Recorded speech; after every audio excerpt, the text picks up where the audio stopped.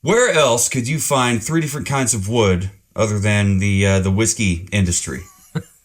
Oh my. On this episode of Savor the Burn.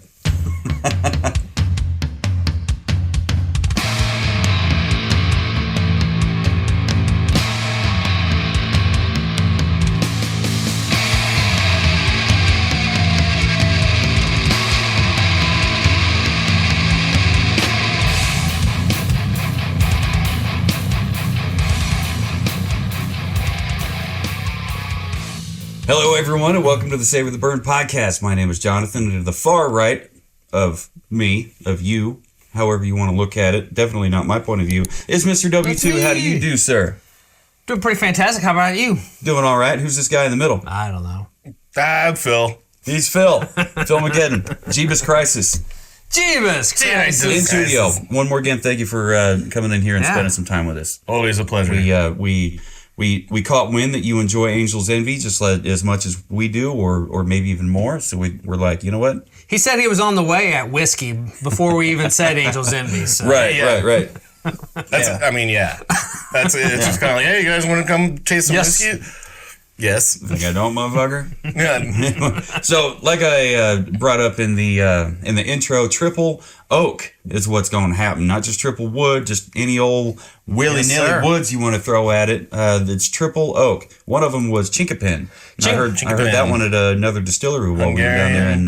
Chinkapin, Hungarian, and French. French. Ooh, oh, that's okay. Right, French. All right. I'm still trying to refine my palate on what French oak means to whiskey aging. It's like the other woods, it's just the French.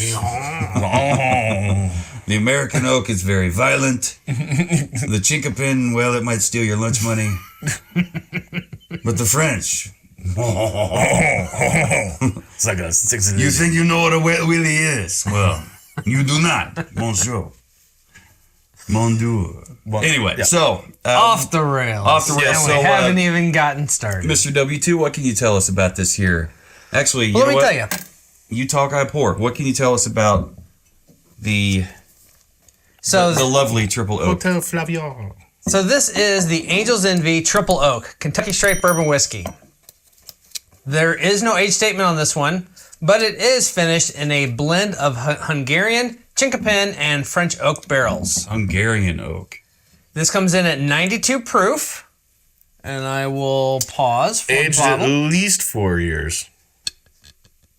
Yeah. I felt that in the bottle. It's like... All right, so at least 4 years. At least 4 years. All right. Everything we do is grounded in whiskey tradition, up to a certain point.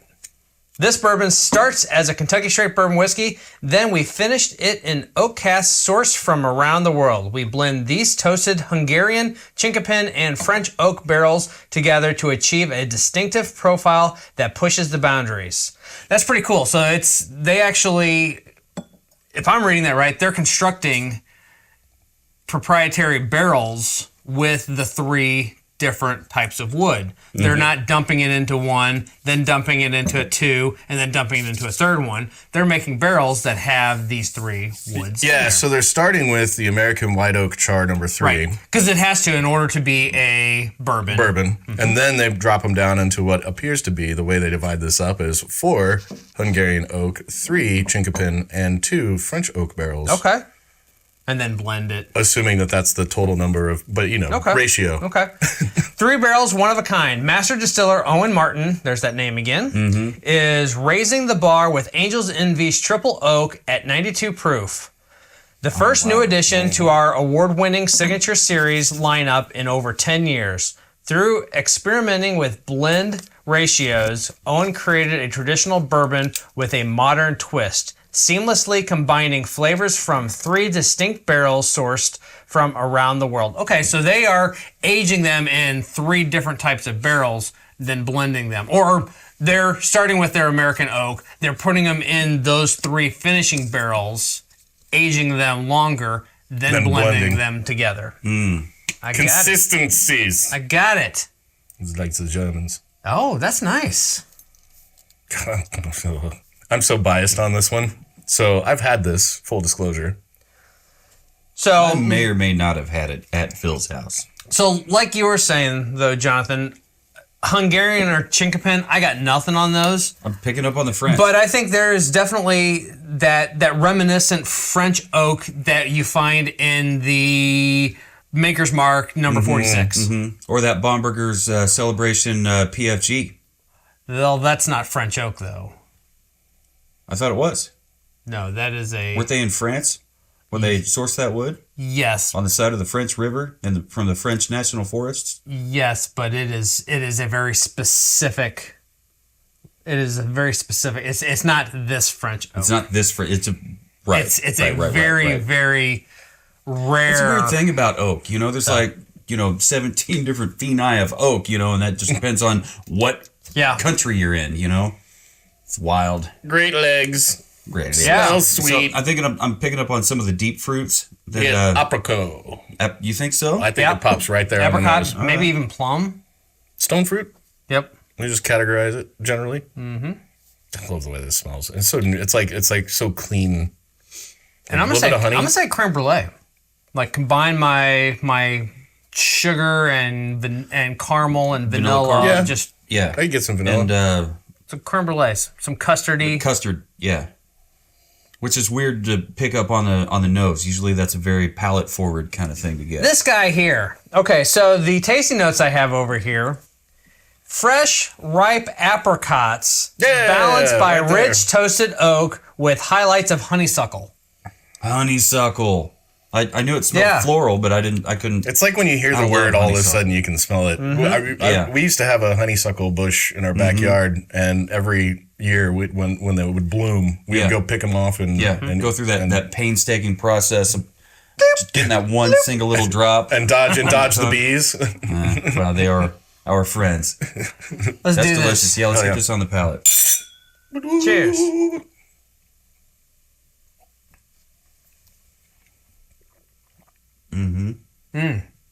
I taste 3 woods. Right out the gate, there's a very distinct sweetness. Yeah. What is the sweetness though? I don't know if it's caramel. I think it's more honey. More honey, yeah, because I thought I was picking up. Well, there's honeysuckle, so yeah, honey like a molasses is too dark and too heavy. Honey. I feel it is a lighter honey, brown sugar maybe. The oak carries through. Vanilla pudding. A little bit of pepper. Is that pepper? Oh yeah, maybe a white pepper. Yeah. So the notes I have say bold baking spices from the oak with subtle hints of brioche and vanilla custard. Top notes of red plum anchored by fresh tobacco and leather tannins. I was going to say leather. But tobacco? I have a hard time placing that one most times. Yeah, I'm not really good at identifying. Like, unless it's just like really prevalent, I'll never pick up on the tobacco stuff. But like horse blanket, that horse. Well, when they say like leathery tannins, like if you've ever been around like a horse blanket, there's a very unique like smell that comes off of it mixed with the leather seat. You smell like horse? So, well, it smells like a horse blanket. Oh, okay. But yeah, mixed with the leather seat, and that's how I can always try to pick out leather. Is I think of the horse blanket, and that seems to try to get me. I got you. Get me in the right direction. Okay. And on the finish, I think the honey carries through. Yeah. Yep. Very much so. For sure. I still get that I think pepper. those stone fruits pop through and a little bit of pepper. Like a stone fruit. Or maybe that is the baking spices, and I'm just calling it pepper. Well, the notes I have here say a pleasant spice, lingering notes of nutmeg, black pepper, cardamom, with a refined sweetness of brown sugar and molasses. Huh. Wouldn't have said molasses. I'd say nutmeg. Yeah. Mm-hmm. That, when it comes to the distillery tasting notes, we don't always go by that. Because these guys are so hopped up on, want to look at the tag? No, I want the bottle. The whole ass bottle. The whole bottle, and nothing but the whole ass bottle. Which is a full-size bottle. A full size, yes. Finally, the adult version. We done grown up. Grown up. But yeah, this is one of them that, like, when I see it starting to get low, I start eyeballing another bottle to make it. It's one of my favorites that I've come across, where I just always want to have it available because it's an easy sipper. Like, I'm excited that I read that This is the first new addition to our award-winning Signature Series lineup in over 10 years. So to me, that says this one's sticking around. They spent time on it. This is part of the core year-round offering. I'm okay with that. And that's exciting, which to that point... That is exciting. Back to the presentation, the distillery-only bottle does not have it. The store pick single barrel does not have it. But I really do love that the port finished and the rum cask finished rye have the neck tags. Mm-hmm. The rye is green for rye, and then the triple wood has that neck tag too. I think it adds something, and you get a little bit more information on. Yeah, it walks you through the process of what they did. Like you said earlier, they distill it and then they age it in 3 separate oak casks and then they blend it. Mm-hmm. Masterfully blended. Yeah, that's a That was a weird sound. What's nice about this though is so technically this is a finished bourbon. But what's nice about it, though, is it's not in a wine cask. It's not in a port cask. It's not in another cask that's going to give some additional extra flavorings other than the natural oak flavorings. So, yes, it is finished, but it's still a very natural oak finishing to it. I think it was done. I think it's cool. Quite well. It's yeah. Like this is one of my favorites to sip on, like after work or something. Have you tried it in a cocktail? Have not tried it in a cocktail. There's kind of the wife and I have been accumulating thanks to you guys, we've been accumulating It's our fault. quite a bit of ryes, bourbons, and scotches. And so what we'll do is as we're tasting, we'll find bottles that, they're good, they're fine. We relegate those up to the cocktail bar. So then that way the bottles that stay downstairs on the bar are kind of the ones it's like you're going to have a pour and you're going to enjoy it for what it is. So we've been slowly starting to get into that because we've run out of room on our bar. So we gotta start using up stuff. And so this one we haven't tried in a cocktail I yet. understand. Yeah, I think every time Running out of room. every time I come here and I see these shelves and all these bottles that you've accumulated, I'm just like, man, I want to try that one, that one, that one, that one, that one. Oh wait, they haven't even opened it yet. It's for the podcast. But yeah, that is a very, and I forgot to do the drop of water. I gotta try something real quick because I forgot. While you're at it, Well, please. yeah, while you're talking about that, our friend Nancy Platt in the Kansas City Whiskey Guild, she commented about this particular bottle here. She said that, in her opinion, of course, it does not hold up against the bottled and bond. Or the port finish. I mean, I guess that's personal preference. It is personal. I would definitely be. If you can't get a hold of that, this is completely comparable in terms of quality of what you're getting. Now, the taste might obviously be different. It is different, but I mean, in terms of the quality of what you're getting, I'm like, I would be cool with that. I mean, I would because it's got the limited availability, I would jump on it. I mean, come on though. Yeah. That store pick is sherry cask finished. Yeah, well, yeah. And it's also like 116 proof. Okay. Yeah. So I think those 2 points alone, that one is going to be a very hard one to compete with. Holy cow. I think while it is unfair to compare, since we're doing side-by-sides tonight, not that you guys know this, or maybe you do by now, that... oh man, wow. there goes the curtain. I know, right? It like totally hit the fourth wall. Sails. I think the... 2 drops of water. This is a triple different oak. pour. This is completely different. I think the triple oak is rounds I like it everything better, I think, than the bottled and bond. I do too. On that note, what did you give it on the nose? On the nose, I give it a 4.5. Whoops. Very nice. Holy smoke. Aggressive penmanship. That was very aggressive. Aggressive penmanship. How about you, Phil McGiddon? I gave it a 4.25. All right. How about you, W2? I saw your 4.25 and I matched it. All right. How about the palate? I kept it right at 4.25. Okay. All right. I brought it up to a 5. I was 5 on the palate. super, Right on. I was super stoked about that. But did you palate. even do the drops of water? I didn't Holy need cow. to. I didn't need to. That made a world of as difference. is. Maybe you should. Yeah. I probably should. I'll end up getting a bottle of this for myself. And I'll definitely do the 2 drops. When this first came out, it was really hard to find and really get a hold of it. So the first time I had been hunting for it for a little bit, and I had struck out several places. And when I did see it on the shelf, I immediately grabbed it and tucked it away for this very occasion. It's for the podcast. But since then, everywhere I go, I see it. Yeah, they're starting to get more And the stock. price is starting to come down a little bit. A little bit. Not much, but a little Like bit. with, who was it? Elijah Craig and that toasted. You know, you couldn't Oh, find the toasted barrel, You yeah. couldn't find it anywhere. Yep, and now it's everywhere. And then you could find it. Now the price has slowly ticked down to like 50 versus 65. They've ramped up production. They have. Yeah. And so- Rightly so. It's so good. It's really good. And plus, some people Toasted are rye, saying, dude. some people are I saying have the not seen the whiskey, toasted rye. the whiskey bubble has burst. Some people are saying. What do you mean? It's shrinking a little bit, It- but it is it shrinking. hasn't burst. It hasn't burst. No. It hasn't burst. Well, anyways, I gave it a 4.5 on a palate. Fair enough. Fair enough. How about the finish? Where are you at on finish? Phil? 4.5. You kept it at 4.5? How about you, yep. Mr. W2? Kept mine locked in at 4.25. 4.25. All right. All right. I dropped mine back down from a 5 down to a 4.5.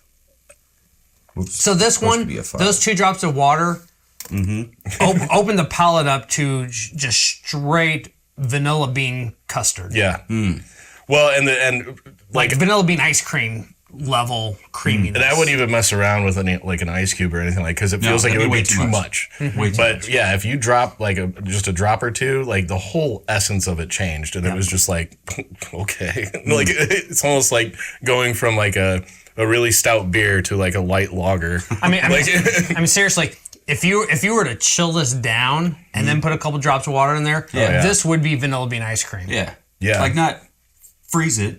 No. You just stick it in the freezer for 30 minutes. No, but Or fridge, I'm sorry. But drop that temperature down like that barrel of Michter's that we got to dump and get a Yeah, it pour was like out of. right at 64 degrees. Braggers. Yeah. Braggers. Yeah. Hanging out with Rick, Thank you again, Joe Vice and President. Rick. And please send samples home for me.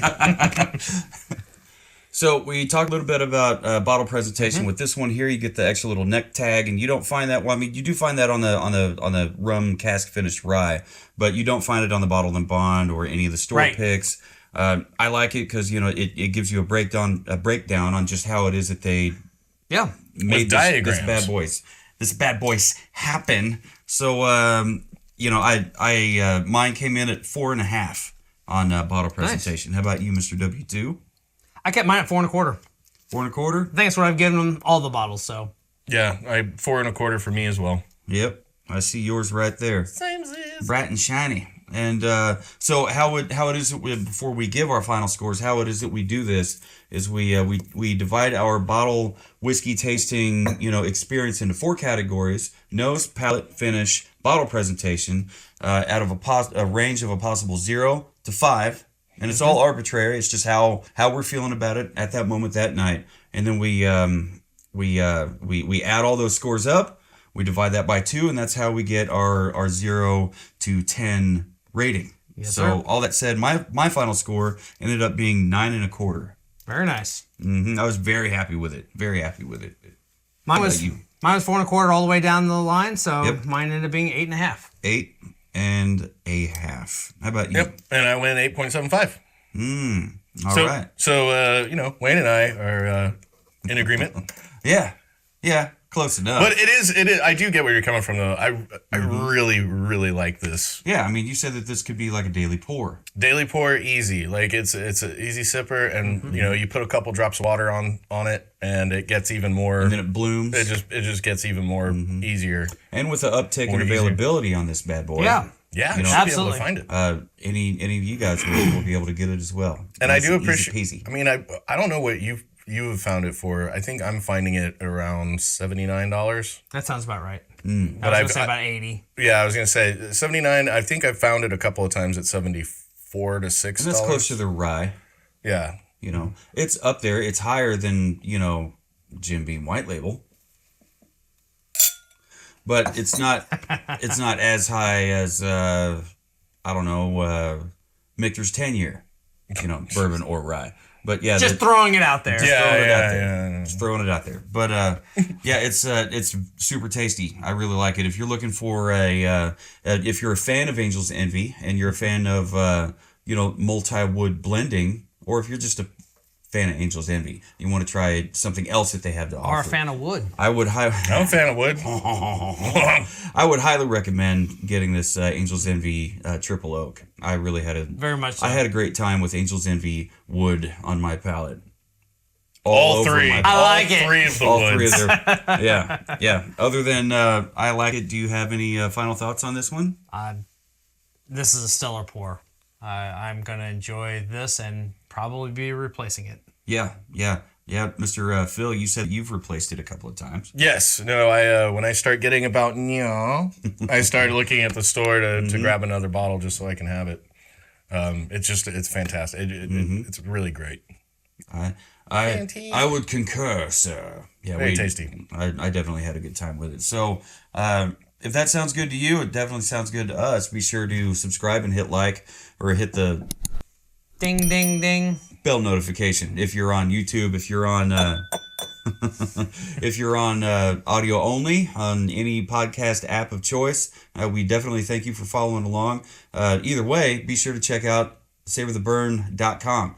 You'll find this bottle in the liquor cabinet among so many others. You might even find this in the featured distilleries page, because I think with we're this getting close one, to it, aren't we? And maybe even the last one that we tried, we definitely broke that number where we like to just go ahead and start up a distillery only. Yeah, these mix 5, so yeah, and we have more to go, and hopefully even more after that, because when we were there at the distillery, they had I really wanted that blend or something. They had that, and I really wanted that cask strength version. But man, they wanted my firstborn on that one. It was a little out of how question. much? It was $280. Oh, okay. It was a bit too much, Ouch. But whatever. I'm sure it tastes great. I mean, the store the single barrel store pick is like 120. Yeah, that starts hitting. So I was just like, that's substantially more than their other offerings. But I was like, it's a store pick. Yeah. I hesitate. I pump the brakes. Anywhere from 50 and up. But I get a little clenched in the bottle. When it gets anywhere near 100. Yeah. And then anything above that, I really have to think about it. Like, do I want gutters this month? I don't know. maybe not. I don't know. But do you remember that taste we had of the Michter Celebration that Joe showed us? Goes for $840 a half ounce. What? Yeah, like the topper on the bottle was solid gold. It comes in like a $700 box. Well, it cost him $700 just for the box. The bottle alone. is printed with gold ink, like 24 well, karat stop gold. doing that, and it won't be so expensive. Come on. Come on. Just put it in a plastic jug and let us try it. God. Okay, do that. Don't do that. It was really, really, super really unique. good. It was very, very, very, very tasty. And that was 2022? It was the 2022 Celebration Sour Mash. Sour Mash. Yeah. So good. Man. Incredible. Just take off all the. I mean, I know about bottle presentation being a thing, but when when you're putting gold and gold and gold and gold and gold, and they're like, that's why it's so expensive. Goldschlager's been doing it for decades. It's just like come on. Well, and back to Angel's Envy. So if that sounds good to you, it definitely sounds good to us. Grab yourself a bottle of it and let us know what you think. Send us an email, info, Jonathan, or W2 at savortheburn.com. Mr. Phil, thank you so much for joining us on this here episode. Thank you for allowing me to participate in your wares. Mm-hmm. If you like Phil, leave him a comment. Let him know what you think of him. Jeebus Him and his, Christ. Good or bad, I'm pretty flexible. Yeah, he's definitely flexible. And he likes to wear corrosion and conformity hoodies. So, we're brothers from another mother. No, what's up? Sisters from another mister. So, I guess it's time to close. What do you say? You ready? Are you ready? Say it with us. No matter who you are, where you are, what you're drinking, and who you're drinking it with. Never forget. Keep on burning. Burning.